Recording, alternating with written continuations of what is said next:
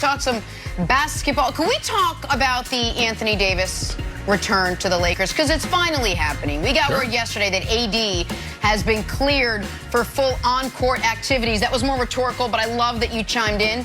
We're not ruling out a return in the next 2 games against the Jazz, say the Lakers. Here's AD filling LeBron in on the news last night. Like, hey, did you hear the good news? Heard the good news. Hey, did you hear the good news? Do you guys hear the good news? Everyone hear the good news? I might be coming back. Antoine, what do you need to see from Anthony Davis in his return without LeBron? Did you hear the good? No, did you hear it? Without LeBron on the floor. Well, I don't think Anthony Davis was having a great season prior to getting hurt. He was like at 22, 8, and 3.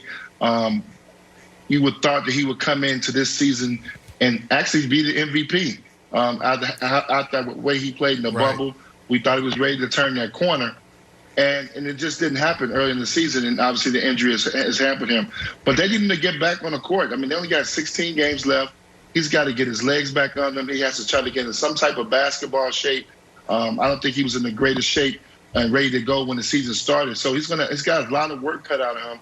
And they're saying he may only play, let's just say if he plays 12 of these games, that will probably be sufficient enough to hopefully get his legs up under him and get him back to playing the basketball he needs to play. And that's to be dominant. That's to be selfish. That's to be aggressive. Not put so much pressure on LeBron to score the basketball. AD has to be the unstoppable player that we know he can be. And that's going to be a lot of work to get back there coming off an injury and after sitting out for a long time. And then I want to add the team piece to it. They need him to come back because after these 4 games, the Lakers could be probably in the 8th spot. Playing the Utah twice, the Mavs twice, they could possibly be in the 8th spot. So now seeding is starting to become a problem, which we said was going to happen once LeBron went out. Yeah, but the thing is this. We said that they needed to go at a minimum 5-11 in the 16 games before we thought AD would be back and maybe LeBron would be back. And they've gone 6-8. So they're probably going to lose both to Utah and be fine because Portland hasn't been able to get it together. Dallas hasn't been able to quite get it together. So I think they've actually survived in this stretch without both of these guys. And we've really never seen AD play for the Lakers without LeBron. He's only played 3 games ever for the Lakers without LeBron. All 3 of them were blowouts. 2 the Lakers lost, 1 the Lakers won. So there's not too much to take from it. But I do think the demise of Anthony Davis has been at least slightly exaggerated. He was having a down year statistically, but it's still averaging the same amount of points as Paul George and has the same PER as James Harden. So it's not, and doing it, by the way, with all-world defense on the other end. So it's not like he was bad. He just didn't take the leap to MVP candidate that we thought, or MVP favorite that a lot of us thought he might. But if we're being honest, Brandon, there aren't 5 guys in the whole league that I'd rather have in the postseason than AD. I'd obviously rather have LeBron. I'd obviously rather have KD. I will give Embiid the credit because of what he's doing this year, and I'll give Steph the credit. But as good as Giannis is, I'd rather have AD in the playoffs. I'd rather have AD than Jokic in the playoffs. I'd rather have AD than Harden in the playoffs. I'd rather have AD, it's very close, but then Kawhi in the playoffs. So the key was getting him back healthy. They gave him far more time than I think anyone expected. And I think he's going to be back healthy. And I think the Lakers have been able to survive these few weeks without both those guys to where the seeding's not going to kill them.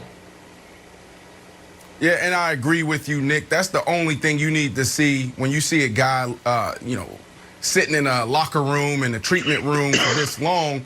You want to see this guy healthy. That's the only thing that we want to see. And for selfish reasons, I want to see him healthy. Now, I have the Nets coming out the East. I have the Clippers coming out the West.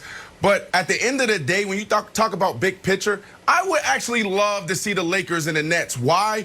Because this whole conversation around LeBron James and Michael Jordan, I'm not trying to make this into who's the best, who's the GOAT conversation, but this is why I was excited about AD in the bubble, because he emerged as a guy who could potentially be the face of the NBA, the face of the Lakers, where LeBron James can now chill.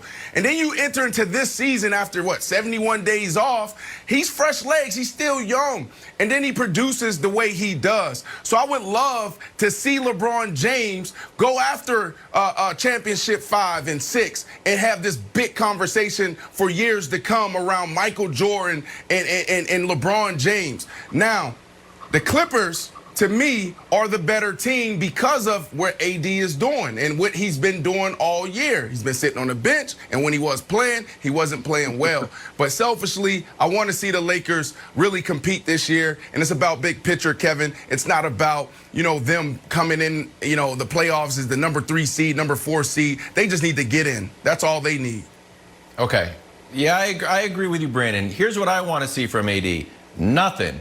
Nothing at all. I wanted to put on Pharrell and Nori. What do I want to do? Nothing. What you going to do? Nothing. I want you to run up and down the court for 15 minutes and survive the game and go sit down to get your legs out under you. Now, Nick, here's the predicament.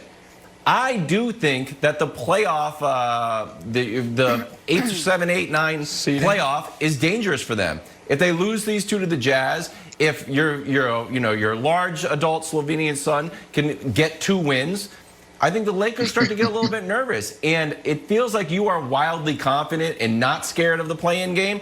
I would be scared of it. I'd be scared with AD not 100%. I'd be scared without LeBron 100%. That a team can get hot like the Suns if they made the play-in, and all of a sudden you have a team that has no business getting into the playoffs, knocking the Lakers out. Wilds, you mean the Grizzlies, not the Suns, because Suns are obviously they're fine. They're the 2 seed. But I know what you're talking about. No. I'm talking about the bubble last year. I'm talking when they got hot. Okay, all right, I got you. You mean I understand. You mean like okay, my bad. I thought you meant for this year a team that could get hot right now. All right, you are correct that I am not at all nervous about the play-in. The idea that a LeBron James team is going to lose back-to-back elimination games against a 9, 10, 11 seed is incomprehensible. It will, first of all, the Lakers aren't going to be in the play-in, but if they are, the idea that they would lose the 7-8 game and then lose the next game is a literal, and I'm using this word properly, impossibility. It is a 0% chance. Now, Antoine, you mentioned seeding. What? No, it is. Look up the definitions of the words I use. They're all correct. You mentioned the seeding. Here's where I think seeding does matter. I think it's pretty clear the Clippers are going to be the 3 seed. And the path to the finals, if you're the 6 seed, would be Clippers in round 1, Phoenix in round 2, right?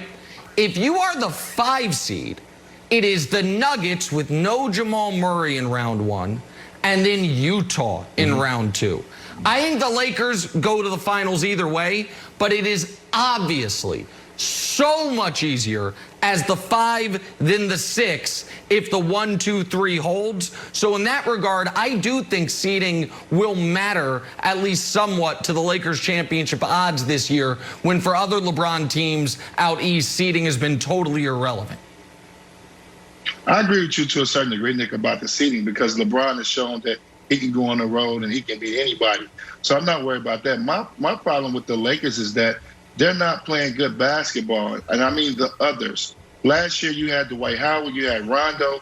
Those guys were huge in making the Lakers making their run to the championship. If you look at that roster now, it's not really. Wesley Matthews hasn't been good. KCP3 hasn't been really good this season. They don't. To me, they don't have enough guys playing really good basketball to make this run that you think they can make to the finals. I just don't see it happening overnight. The fastest AD and LeBron can get back, the better chances the Lakers have of really making a legitimate run in the playoffs. But if they continue to sit out and don't get enough games in, it's going to be trouble for them come playoff time. They do need to gel and get together. Antoine and I just see this differently in that I think the role guys over this last month have done their job. The fact that they are 6-8, that they're damn near 500 this last month without LeBron and Anthony Davis, that they've kept them afloat, I think is them doing their job. And now you get your two superstars back, or you get one of the superstars back. LeBron will be back first week of May. And then I think you hit the ground running, Jenna. What was that, breaking news? All right, First we're going to week of set May? that You know aside. Well, I said it a few Nick's weeks got ago. the A few inside weeks ago, track to Jenna, I LeBron. said He AD did. was going to come back. He did. Against Dallas, And then Woj said it. Everyone and listens LeBron to was gonna Woj. take a little more Woj, he time. does it for 30 years. Everyone listens to him. Come on, listen to me, America. Hey, we are just under 2 weeks away from the draft. The Niners, have they been putting up a smoke screen this whole time at number 3? We'll talk some Mac Jones. We'll talk some Justin.